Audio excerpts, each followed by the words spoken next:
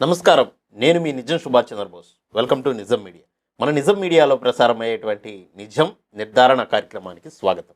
ఈరోజు నిజ నిర్ధారణలో భాగంగా మాలల సింహగర్జన, గుంటూరు వేదికగా మాలల సింహగర్జన అనేది ఒక సింహగర్జన లాగా కాకుండా చిన్న పెళ్లి కూతలాగా జరిగింది. అసలు ఇలా జరగడానికి కారణాలేంటి? సమాజంలో ఉన్న మాలలు ఎందుకు ఈ సభకు తరలి రాలేదు? నాయకత్వం ఎందుకు గందరగోళంలో పడిపోయింది? ఈ నాయకత్వం వెనక జగన్మోహన్ రెడ్డి గారు ఉన్నారా? చంద్రబాబు నాయుడు గారిని వీళ్ళు ఎందుకు దూషించారనేది పూర్తి వివరాలతోటి ఆధారాలతో కూడినటువంటి వీడియోను చేసేటువంటి ప్రయత్నం చేస్తున్నాము. ఇక వీడియోలోకి వెళ్ళబోయే ముందు క్రింద నా నెంబర్ డిస్ప్లే అవుతుంది. నిజం మీడియాకి స్క్రీన్ అనేది చాలా అవసరం కాబట్టి ఇప్పటి వరకు మనకు స్క్రీన్ కోసం 32,000 రూపాయలు మాత్రమే కలెక్ట్ అయ్యాయి. చాలా ఎక్కువ అమౌంట్తో కూడుకున్నటువంటి అంశము, లక్షలతో కూడుకున్న అంశము కాబట్టి దయచేసి ఎవరైతే నిజం మీడియాని అభిమానిస్తారో వాళ్ళు మాత్రమే ఈ నెంబర్కి ఫోన్పే ద్వారా కానీ గూగుల్ పే ద్వారా కానీ మీరు అందించాలనుకున్నటువంటి ఆర్థిక సహకారాన్ని అందించండి. ఇక నన్ను అభిమానించాలని కొంతమంది ఫోన్ చేస్తున్నారు.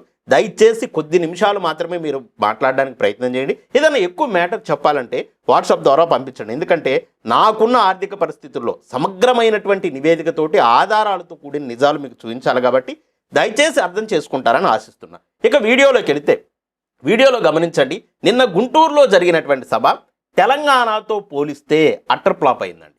తెలంగాణతో పోలిస్తే కంపేర్ టు తెలంగాణలో మాలల జనాభా తక్కువ, కానీ అక్కడ బాగానే జరిగింది, జనాలు బాగానే వచ్చారు. సరే, అడ్రస్ ఎలా చేశారు ఏందనేది పక్కన పెడితే ఖచ్చితంగా లక్షల్లో జనాలు అయితే అక్కడికి వచ్చారు. కానీ ఆంధ్రప్రదేశ్ రాష్ట్రంలో మాల జనాభా పెచ్చు. మాల జనాభా అనేది లక్షల్లో ఉన్నా కానీ 1/2 కోటికి పైన ఉన్నా కానీ 50,000 మంది కూడా ఆ సభకు హాజరు కాలేదు. నేను అవన్నీ చూపిస్తాను మీకు. అయితే ఈ సభలో మీరు గమనిస్తే సభలో మాట్లాడినటువంటి నాయకులు ఎక్కువ రాజ్యాధికారము, ఎస్సీలు ఉమ్మడిగా ఉండటము, ఎస్సీ వర్గీకరణ వల్ల జరిగే నష్టాలు, ఈ అంశాల గురించి మాట్లాడకుండా వాళ్ళు మాట్లాడినటువంటి అంశాలు మీరు చూడండి. చంద్రబాబు నాయుడు గారిని ఎక్కువగా టార్గెట్ చేస్తూ మాట్లాడారు. అలా ఎందుకు మాట్లాడారో, జగన్మోహన్ రెడ్డి గారు ఏ విధంగా వాళ్ళు అనుకున్నారనేది ఆధారాలతో నేను చూస్తాను. ఒకసారి చంద్రబాబు నాయుడు గారి గురించి ఏం మాట్లాడారనేది చూడండి. వినిపిస్తున్నాను, చూడండి. ఓకే, ఇక్కడ మాట్లాడుతున్నటువంటి వ్యక్తి, స్క్రీన్ ఉంటే డిస్ప్లే చేసేటోడిని, మాట్లాడుతున్నటువంటి వ్యక్తి స్వయాన మాలలకి నాయకుడు అని చెప్పేసి ఆయన ఫోటో పెట్టుకుంటున్నారు పివి రావు గారు. పివి రావు గారి యొక్క తమ్ముడు మాట్లాడుతున్నటువంటి మాటలు చూడండి. అన్నయ్య పివి రావు గారి ఓకే నినాదం ఒకటి ఉంది. ఏముంది? అదేంటంటే మాలల పంతం చంద్రబాబు అంతమని. ఓకే, మాలల పంతం చంద్రబాబు గారి యొక్క అంతం. చంద్రబాబు నాయుడు గారి యొక్క అంతం అంటే అది రాజకీయంగా నేను భావిస్తున్నాను. మనిషి రూపంలో కాకుండా, భౌతికంగా కాకుండా రాజకీయంగా ఆయన్ని పతనం చేయటం, రాజకీయంగా ఆయన్ని అంతం చేయడం అని నేను భావిస్తున్నాను. మరి వాళ్ళ ఇంటెన్షన్ ఏందనేది నాకు పూర్తిగా తెలియదు. నేనైతే అదే భావిస్తున్నా. చంద్రబాబు నాయుడు అంటే ఈ రాష్ట్రానికి, ఈ దేశానికి పట్టినటువంటి ఒక జబ్బు. ఎంత విమర్శ చూడండి. చంద్రబాబు నాయుడు అంటే ఈ రాష్ట్రానికి పట్టిన జబ్బు, రాష్ట్రానికే కాదు దేశానికే పట్టిన జబ్బు అంట. నాకు తెలిసి ఆయన ఒక రాష్ట్రానికి ముఖ్యమంత్రి అండి. ఒక రాష్ట్రానికి ముఖ్యమంత్రి అయితే దేశానికి ఎలా ఆపాదిస్తున్నారనేది కూడా నాకు అర్థం కాల. దేశానికి, రాష్ట్రానికి పట్టినటువంటి జబ్బు అని చెప్తున్నాడు.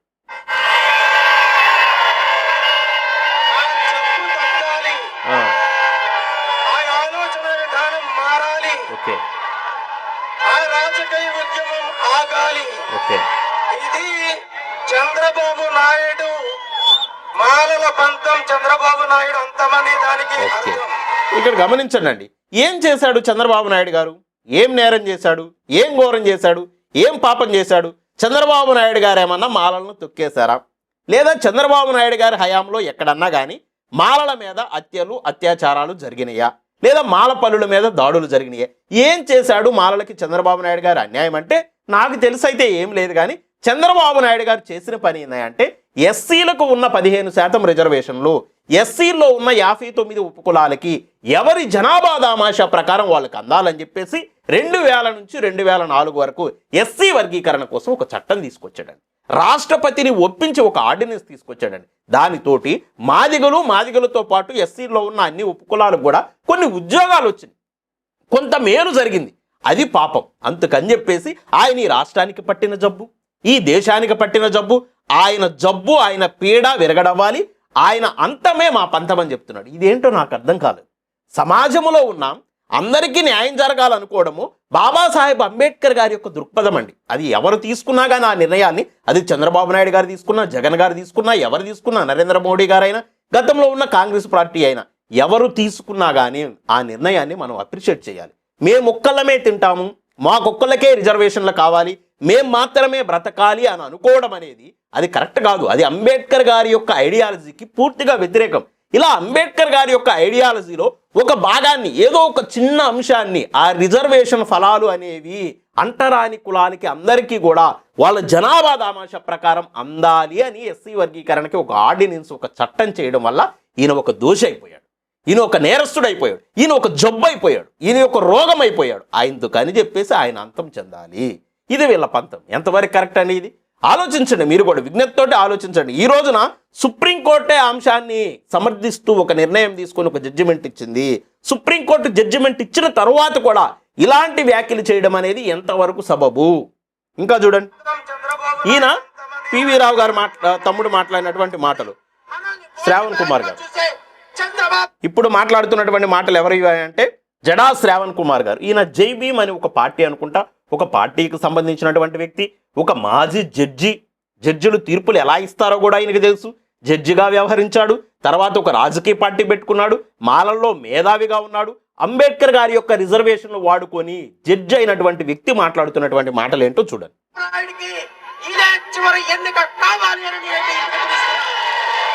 చంద్రబాబు నాయుడు గారికి ఇదే చివరి ఎన్నిక కావాలని చెప్పేసి ఆయన పిలుపునిస్తున్నాడు. అంటే చంద్రబాబు నాయుడు గారికి చివరి ఎన్నిక కావాలంటే ఎవరు ముఖ్యమంత్రి అవ్వాలని కోరుకుంటున్నాడు? ఈయన జగన్మోహన్ రెడ్డే కదా. ఇప్పుడు చంద్రబాబు నాయుడు గారి తర్వాత ఎవరున్నారు? పవన్ కళ్యాణ్ గారు. ఒకవేళ పవన్ కళ్యాణ్ గారిని మా మిత్రుడు అని ప్రకటిస్తే పవన్ కళ్యాణ్ గారు ముఖ్యమంత్రి కావాలని కోరుకుంటున్నారని మనం అనుకోవచ్చు. కానీ చంద్రబాబు నాయుడు గారికి ఇది చివరి ఎన్నిక కావాలి అంటున్నాడు. చూడండి, ఇంకా ఆయన మాటల్లో చూద్దాం మనం. ఓకే ఓకే, గమనించారా? మాలల యొక్క మొదటి శత్రువు, ఫస్ట్ ఎనిమి ఎవరు అంటున్నాడు? చంద్రబాబు నాయుడు గారు. గుర్తుపెట్టుకుంటున్నారా? వినిపిస్తుందా? చంద్రబాబు నాయుడు గారు మా మొదటి శత్రువు. ఆయన తర్వాతే ఇంకెవరన్నా శత్రువులు ఉన్నారంటే ఫస్ట్ ర్యాంక్ ఆయనకిచ్చి తర్వాత గ్రేడింగ్ చేస్తాం మేము. మా ఫస్ట్ శత్రువు మాత్రం చంద్రబాబు నాయుడు గారు. ఎందుకంటే గతంలో వర్గీకరణ చేశాడు, ఇప్పుడు చేస్తామని చెప్తున్నాడు కాబట్టి మా శత్రువు ఆయనే.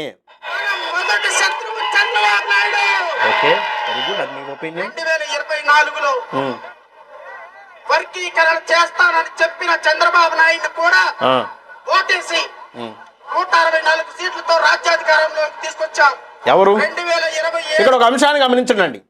ఈయన ఏమంటున్నాడంటే 2024లో ఎస్సీ వర్గీకరణ చేస్తామని చెప్పినటువంటి చంద్రబాబు నాయుడు గారికి ఓట్లు వేసి 164 సీట్లతోటి అధికారంలో తీసుకొచ్చారని చెప్తున్నాడు.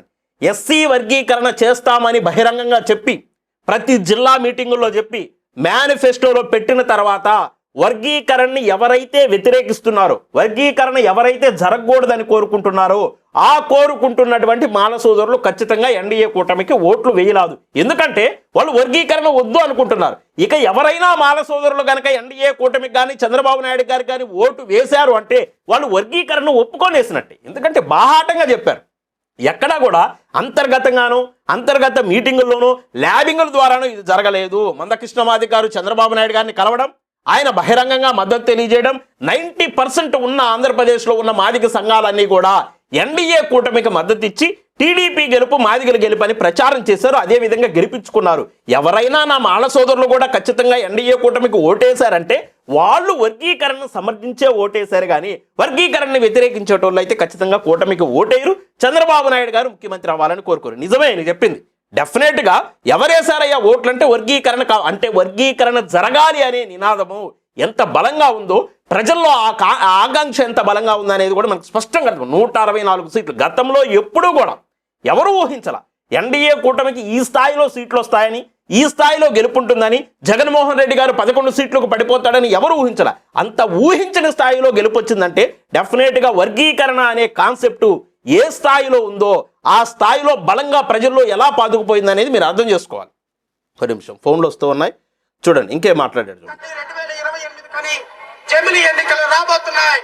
చంద్రబాబు నాయుడు పార్టీని, కూటమి ప్రభుత్వాన్ని కట్టకట్టి బంగాళాఖాతంలో పడేసే బాధ్యత కూటమి ప్రభుత్వాన్ని, కూటమిలో అన్ని పార్టీలు, జనసేన పార్టీ కానీ, బీజేపీ పార్టీ కానీ, చంద్రబాబు నాయుడు గారు కానీ ఈ ప్రభుత్వాన్ని మొత్తాన్ని కూడా కట్టి బంగాళాఖాతంలో వేసేద్దాం, మీకు ఈ పార్టీలు మనకు అవసరం లేదని చెప్తున్నారు శ్రావణ్ గారు.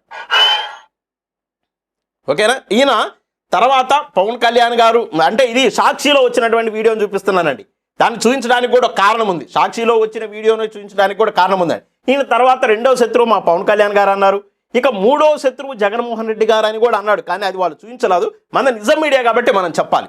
మూడవ శత్రువు అంటే శత్రువుల లిస్టులో జగన్మోహన్ రెడ్డి గారికి 3వ స్థానం ఇచ్చాడు. ఎందుకు ఇచ్చాడని, అది కూడా ఎందుకు అన్నాడంటే ఈయనకు కూడా ఒక రాజకీయ పార్టీ ఉంది కాబట్టి జగన్ గారిని కూడా అనాలి కాబట్టి అన్నాడు. కానీ మొట్టమొదటి శత్రువు అయితే జగన్మోహన్ రెడ్డి గారు కాదు, మాకు మొట్టమొదటి శత్రువు చంద్రబాబు నాయుడు గారు, ఆయన కూటమి ప్రభుత్వాన్ని బంగాళాఖాతంలో కలిపేస్తామని చెప్పేసి క్లియర్ కట్గా చెప్పినట్టుగా మనకు అర్థం. అంటే ఆ వేదిక మీద ఉన్నటువంటి ప్రముఖమైనటువంటి లీడర్లు, ఆ వేదిక మీదకి వచ్చినటువంటి ప్రధానమైనటువంటి వక్తల్లో మీరు చూస్తే ఒకళ్ళేమో పివి రావు గారి యొక్క తమ్ముడు, ఇంకొక ఆయన ఏమో జడా శ్రావణ్ గారు, నాకు తెలిసి వీళ్ళే. తర్వాత అంబేద్కర్ మనవడు ఆయన వచ్చాడు, ఆయన భాషలో ఆయన ఇక్కడ రాజకీయాలకు సంబంధం లేకుండా కొన్ని వ్యాఖ్యలు చేశారు. ఇక హర్ష కుమార్ గారు ఉన్నారు. హర్ష కుమార్ గారు దాదాపుగా సాధ్యమైనంత వరకు వివాదాల జోలికి వెళ్ళకోకుండా మాట్లాడేటువంటి వ్యక్తి కాబట్టి ఆయన పెద్దగా వివాదాల జోలికి వెళ్ళకోకుండా మాట్లాడాడు. తర్వాత ఇంకొకరు కిషోర్ గారు అని ఆయన చేసినటువంటి వ్యాఖ్యలు కూడా నేను చూస్తానండి. టోటల్గా అల్టిమేట్గా వీళ్ళు ఏం చెప్తున్నారంటే చంద్రబాబు నాయుడు గారు శత్రువు, ఎందుకంటే గతంలో వర్గీకరణ చేశాడు కాబట్టి. ఓకే, ఇక జగన్మోహన్ రెడ్డి గారు వీళ్ళు వెనుకున్నారని మీరు అన్నారు కదన్నా, ఏంటి సాక్ష్యాలంటే ఫోటోలు డిస్ప్లే అవుతున్నాయి చూసుకోండి. ఈ సభకి ఆ మాలల యొక్క జాక్కి అధ్యక్షుడిగా ఉన్నటువంటి దేవి వరప్రసాద్ గారు ఈ మీటింగ్కి ముందు జగన్మోహన్ రెడ్డి గారిని కలిసి జూపూడి గారు తీసుకెళ్లి కలిపినటువంటి ఫోటోలు డిస్ప్లే అవుతున్నాయి చూసుకోండి. అంటే ఏ రాజకీయ పార్టీతో కూడా ఈ సభకు ముందు కలవడం, వాళ్ళు అపాయింట్మెంట్ ఇవ్వలేదా, వీళ్ళు అపాయింట్మెంట్ కోరలేదు అనే అంశాలు పక్కన పెడితే అపాయింట్మెంట్ కోరినట్టుగా ఎక్కడా బహిరంగ లేఖలు లేవు, అపాయింట్మెంట్ వాళ్ళు నిరాకరించినట్టుగా కూడా బహిరంగ లేఖలు లేవు. కానీ జగన్మోహన్ రెడ్డి గారిని మాత్రం కలిశారు.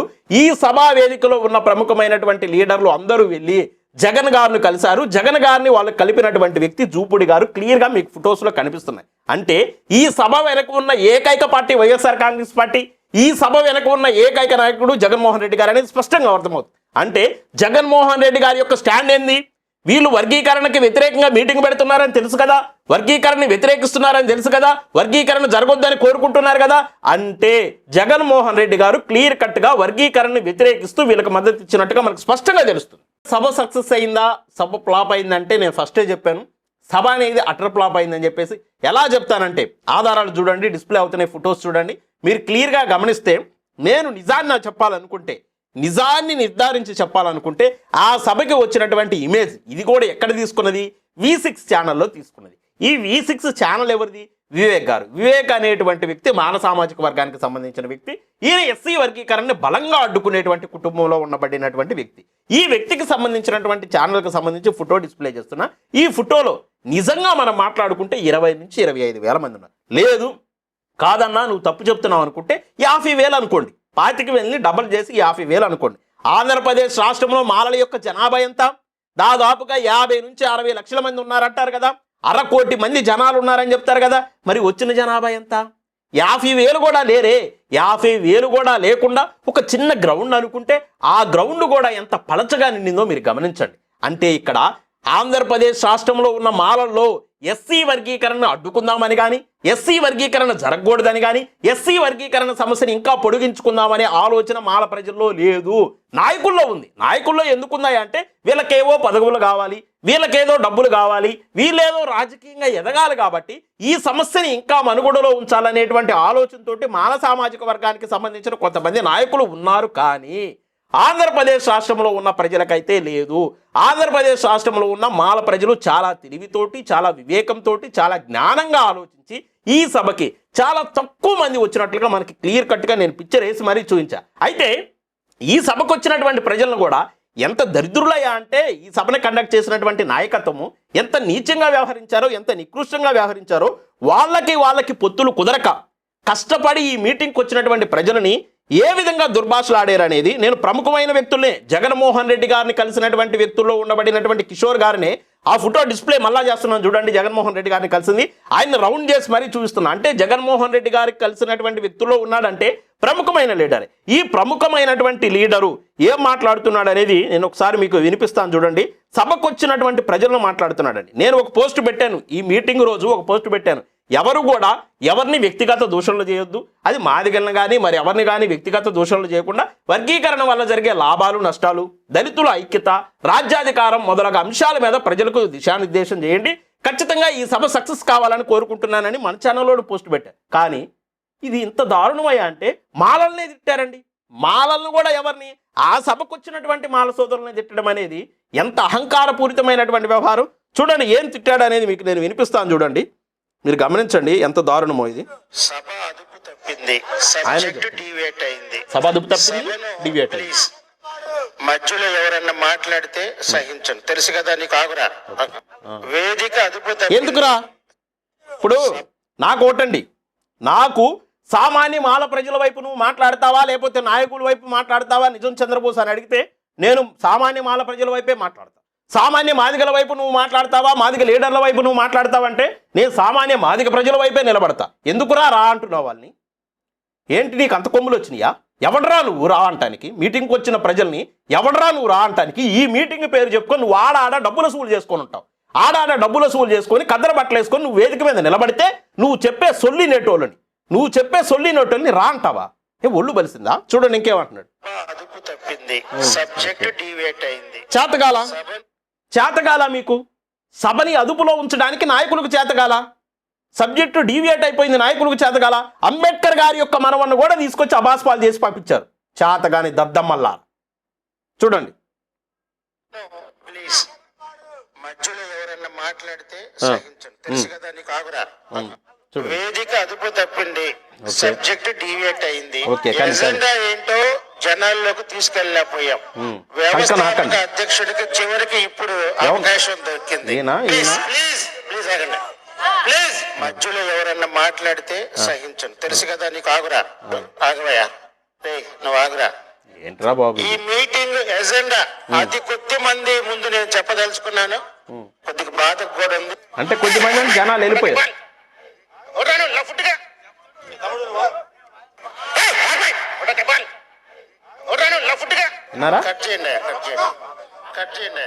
మాట్లాడేసి అక్కడ రికార్డ్ చేస్తున్నటువంటి మీడియా వాళ్ళు కెమెరాలు ఉంటాయి కదా, కిషోర్ అనుకుంటా ఆయన పేరు, నేను ఫోటో కూడా చూపించాను. కట్ చేయండి లఫూట్గా అంటున్నాడు. కింద ఎవరో వేదిక కింద ఉంటారు కదండి, వేదిక కింద ఉన్న సామాన్య ప్రజలు ఏదో అరుస్తూ ఉంటారు, వాళ్ళు కావాలని ఇలా మాట్లాడినాను ఇది కావాలని చెప్పేసి ఏదో వాళ్ళ బాధ వాళ్ళు చెప్పే ప్రయత్నం చేస్తారు. వాళ్ళని అంటాడు ఈ లఫూట్గా ఆగరా అంటున్నాడు. ఈ లఫూటు నేను ఎందుకు అంటున్నానంటే నాకు సాధారణమైన మాల ప్రజలే ముఖ్యము. నా సామాన్య మాల ప్రజలను నువ్వు లఫుట్ అంటే నువ్వు 100 సార్లు లఫుట్ అంతే. నువ్వెవరు లఫుట్ అంటానికి? నీకేం హక్కు ఉంది లఫుట్ అంటానికి? నువ్వు చేసిన త్యాగాలేంది మాల ప్రజల కోసం? మాల ప్రజల కోసం ఏం చేసావో చెప్పు. మాల ప్రజలను అడ్డం పెట్టుకొని నువ్వు దాచుకున్న ఆస్తులు ఉన్నాయి, కానీ మాల ప్రజల కోసం నువ్వు ఈసమెత్తం చేసావా? ఎంట్రుక మందం ఏమన్నా ఉందా? ఏం లేదు. ఇంకా నీ గురించి నేను చెప్పాలంటే నిన్ను మహిళలు చెప్పులతో కొట్టినటువంటి వీడియోలు కూడా నేను డిస్ప్లే చేయగలను, కానీ వ్యక్తిగత అంశాల జోలికి నేను వెళ్ళను. ఆ వీడియోలు నా దగ్గర ఉన్నాయి. కానీ సభ్యత సంస్కారం మరిచి ఒక అసభ్య పదజాలంతో మీటింగ్కి వచ్చినటువంటి మాల సోదరులను ఏం మాట్లాడుతున్నావు నువ్వు? ఒళ్ళు కొవ్వెక్కి మదమెక్కి కన్ను మిన్ను తెలియకోకుండా పచ్చకామెర్లు వచ్చినోడు లాగా కిందున్న ప్రజలను దూషిస్తావా? లఫుట్ అంటావా? లఫుట్ 1000 సార్లు లఫుట్. పనికిమాల సన్నాసులా. ఒక సమస్య ఎస్సీ వర్గీకరణ అనే ఒక సమస్య ఏర్పాటైనప్పుడు ఆ సమస్యను పరిష్కరించుకోవడం చేతగాక దాన్ని రాజకీయ పార్టీల దగ్గరికి తీసుకెళ్లి రాజకీయ పార్టీల దగ్గర నుంచి కోర్టులు, హైకోర్టులు, సుప్రీంకోర్టులు, ఎన్నిసార్లు కోర్టుల చుట్టూ అంటే మాదిగలు మాలల మధ్య ఉన్న సమస్యని, ఎస్సీలో ఉపకులాల మధ్య ఉన్న సమస్యని తీసుకొచ్చి బజార్లో పడేసి కోర్టులకెక్కి వీధులకెక్కి వీధి పోరాటం చేస్తూ ఈ రోజు మీటింగులకు వచ్చినటువంటి సామాన్య ప్రజలను లఫూట్ అంటావా? పనికిమాల సన్నాసి, దద్దమ్మ, చవట. ఎవరు మాట్లాడరనుకుంటున్నావా? వాళ్ళ వైపున ఎవరు స్టాండ్ తీసుకోరనుకుంటున్నావా? వాళ్ళ వైపున ఎవరు అండగా నిలబడరనుకుంటున్నావా? ఏ రోజు కూడా ఎవరైనా సరే, అది మాదిగ నాయకత్వం అయినా మాల నాయకత్వం అయినా, మీ నాయకత్వాలను పెంచడానికి మిమ్మల్ని అందలాలు ఎక్కించడానికి వచ్చినటువంటి ప్రజలని గౌరవంగా వాళ్ళతోటి గౌరవంగా మర్యాదిస్తూ వాళ్ళు ఈ భావజాలాన్ని నింపుకొని వచ్చారని వాళ్ళ పట్ల మీరు అంకిత భావంతో ఉండాలి. అది వదిలేసి ఏదో డబ్బులు ఇస్తే నీకేదో కూలికొచ్చినటువంటి బానిసను మాట్లాడితే ఎట్లా? నువ్వేమో డబ్బులు ఇచ్చి బానిసత్వం చేయడానికి బానిసలను తీసుకొచ్చావు అక్కడికి. నువ్వు మీటింగ్ లాస్ట్లో ఇచ్చారంటే అవకాశం నీకు లాస్ట్లో ఎందుకు? సాధారణంగా నాకు తెలిసి ఎవరైనా పెద్ద లీడర్లకి లాస్ట్లోనే అవకాశం ఇస్తారండి. అది ఏ ఆర్గనైజేషన్ అయినా మీరు తీసుకోండి. మందకృష్ణ మాదిగ గారు కండక్ట్ చేసే మీటింగ్లు అయినా తీసుకోండి, లేదా మాదిగలు కండక్ట్ చేసే ఏ ఇతర సంఘాల మీటింగ్లు అయినా తీసుకోండి, మాలలు కండక్ట్ చేసేటువంటి మీటింగుల్లోనైనా కానీ ఏం జరుగుతుందంటే సాధారణంగా పెద్ద లీడర్ ఎవరుంటారో ఆయనకి లాస్ట్లో ఇస్తారు. కానీ ఇక్కడ జనాలు వెళ్ళిపోయారేమో, మీరు చెప్పే సబ్జెక్ట్ నచ్చలేదేమో, మీ మాటలు వాళ్ళకి ఆలకించాలనిపించలేదేమో, మీ మాటలు ఇంట్రెస్ట్గా లేవేమో, వెళ్ళిపోయారేమో. అది మీ తప్పు. సభ నిర్వహిస్తున్న వాళ్ళ తప్పు, సభలో మాట్లాడుతున్న వాళ్ళ తప్పు. మీరు మాట్లాడడం చేతగాక సబ్జెక్టు చెప్పలేక వెళ్ళిపోయినటువంటి జనాలు వెళ్ళిపోయారని అక్కస్సుతోటి తక్కువ మంది జనాలు ఉన్నారని ఉన్న ప్రజలను కూడా తిడుతుంటారే. ఏంటిది? ఇంత దౌర్భాగ్యమా, ఇంత వివేకమా, ఇంత జ్ఞానమా, ఇంత అహంకారమా? ఇంత అహంకారం అంటే మీరే మాలామాదిగ ప్రజల్ని ఈ విధంగా దూషిస్తుంటే, మీరే మాల ప్రజల్ని ఈ విధంగా దుర్భాషలు అడుగుతుంటే, ఇక అగ్రవర్ణాలకు సంబంధించినటువంటి ప్రజలు ఎందుకు దుర్భాషలు వాళ్ళని? ఒక మీటింగ్ వేదిక మీడియాలో రికార్డ్ అవుతుంటే అంత బహిరంగ సభలో లఫుట్ అని మాట్లాడతావా నువ్వు? ఇతని మీద ఎస్సీ ఎస్టీ అట్రాసిటీ బుక్ చేయాలి. ఎందుకంటే ఎస్సీలను తక్కువగా చూసినా, ఎస్సీలను దుర్భాషలాడినా కానీ వాడికి తెలుసు కదా మాలని, వాడికి అతను మాలని తెలుసు కదా. మరి లఫుట్ అని ఎలా అంటావు? ఖచ్చితంగా ఇతని మీద అట్రాసిటీ బుక్ చేయాలని చెప్పేసి ఇప్పటికే ఆంధ్రప్రదేశ్ రాష్ట్రంలో ఉన్న మాల సోదరులు డెఫినెట్గా దీన్ని గమనించారు. ఎస్సీ వర్గీకరణ సమస్య ఇంకా పరిష్కారం అవ్వాలని కోరుకుంటున్నారు. కాబట్టి ఈ మీటింగ్కి జగన్మోహన్ రెడ్డి గారు సపోర్ట్ ఉన్నా, జగన్మోహన్ రెడ్డి గారు అంతర్గతంగా సహకరించినా, జగన్మోహన్ రెడ్డి గారు అంతర్గతంగా నిధులు సమకూర్చినా కానీ ఈ సభకి చాలా చాలా చాలా చాలా తక్కువ మంది జనం వచ్చారు తెలంగాణతో పోల్చుకుంటే. కాబట్టి తెలంగాణలో ఉన్న మాల సోదరులు కూడా గమనించాలని, అక్కడున్న నాయకులు కేవలము వాళ్ళ పదవుల కోసం, వాళ్ళ ఆర్భాటాల కోసం, వాళ్ళు సొమ్ము చేసుకోవడం కోసం మాత్రమే ఈ ఎస్సీ వర్గీకరణ సమస్యని ప్రొలాంగ్ చేస్తున్నారని అది గమనించుకొని ఆంధ్రప్రదేశ్లో ఉన్న మాల సోదరుల్ని మీరు ఆదర్శంగా తీసుకొని తెలంగాణలో ఉన్న మాల సోదరులు కూడా చైతన్యం అవ్వాలని భావిస్తూ మా నిజం మీడియా ప్రతి సందర్భంలో కూడా ఉన్నది ఉన్నట్టుగా చెప్తూ నిజాన్ని నిర్భయంగా తెలియజేయడమే మా యొక్క లక్ష్యం. కాబట్టి మా వీడియోస్ కనుక మీకు నచ్చితే లైక్ చేయండి, షేర్ చేయండి, మన ఛానల్ సబ్స్క్రైబ్ చేసుకోండి.